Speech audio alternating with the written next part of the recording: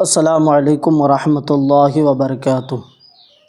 ایک مرتبہ درود شریف پڑھ لیجیے۔ اللہم صلی علی سیدنا شفیعنا نبینا مولانا محمد بارک وسلم صلی علیہ صلاۃ و سلام علیک رسول اللہ صلی اللہ تعالیٰ علیہ وسلم۔ قرآن مجید پڑھنے کے فضائل۔ قرآن مجید پڑھنے اور پڑھانے کے بہت فضائل ہیں۔ جمالی طور پر اتنا سمجھ لینا کافی ہے کہ یہ اللہ تعالیٰ کا کلام ہے، اس پر اسلام اور احکام اسلام کا مدار ہے۔ اس کی تلاوت کرنا، اس میں تدبر آدمی کو خدا تک پہنچاتا ہے۔ اس موقع پر اس کے متعلق چند حدیثیں ذکر کی جاتی ہیں۔ صحیح مسلم میں حضرت عمر رضی اللہ تعالیٰ عنہ سے مروی کہ رسول اللہ صلی اللہ تعالیٰ علیہ وسلم نے فرمایا کہ اللہ تعالیٰ اس کتاب سے بہت لوگوں کو بلند کرتا ہے اور بہتوں کو پست کرتا ہے، یعنی جو اس پر ایمان لاتے اور عمل کرتے ہیں ان کے لیے بلندی ہے اور دوسروں کے لیے پستی۔ اور آگے نبی صلی اللہ علیہ وسلم ارشاد فرماتے ہیں، صحیح بخاری و مسلم میں حضرت عائشہ رضی اللہ تعالی عنہا سے مروی کہ رسول اللہ صلی اللہ تعالی علیہ وسلم نے فرمایا، جو شخص قرآن پڑھنے میں ماہر ہے وہ کرامن کاتبین کے ساتھ ہے، اور جو شخص رک کر کے قرآن پڑھتا ہے اور وہ اس پر شاق ہے، یعنی اس کی زبان آسانی سے نہیں چلتی، تکلیف کے ساتھ ادا کرتا ہے، اس کے لیے 2 اجر ہیں۔ یعنی حضرات محترم، نبی صلی اللہ علیہ وسلم کا فرمانے کا مطلب یہ ہے، کہنے کا مطلب یہ ہے کہ نبی صلی اللہ علیہ وسلم نے ارشاد فرمایا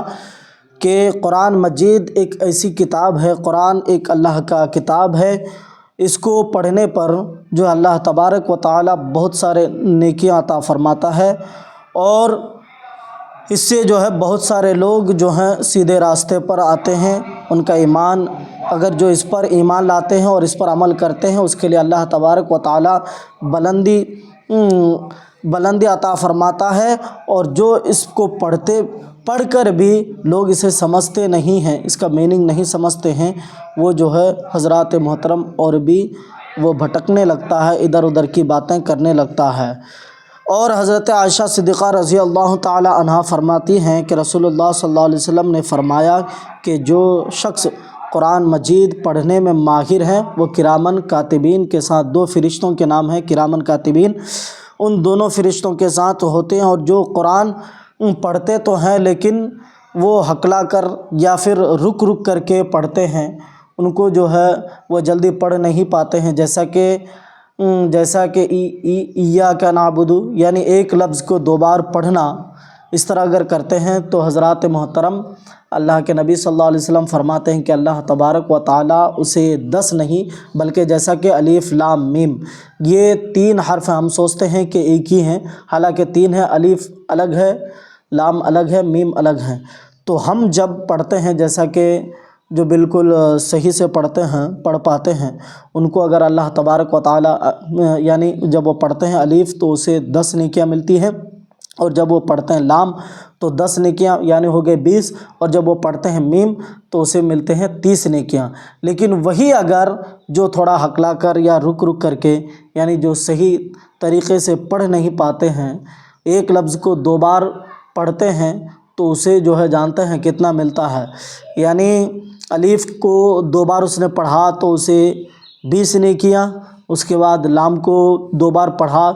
تو ہو گیا 20 نیکی، کتنے ہو گئے 20 اور 20 40، اور میم کو پھر جو ہے اسی طرح سے 2 بار پڑھا تو پھر اسے مل گیا 20، یعنی پورے 60 نیکیاں اسے ملتی ہے۔ تو اسی لیے حضرات محترم، قرآن کو پڑھنا بھی ثواب ہے، قرآن کو سننا بھی ثواب ہے، قرآن کو چھونا بھی ثواب ہے، قرآن کو دیکھنا بھی ثواب ہے،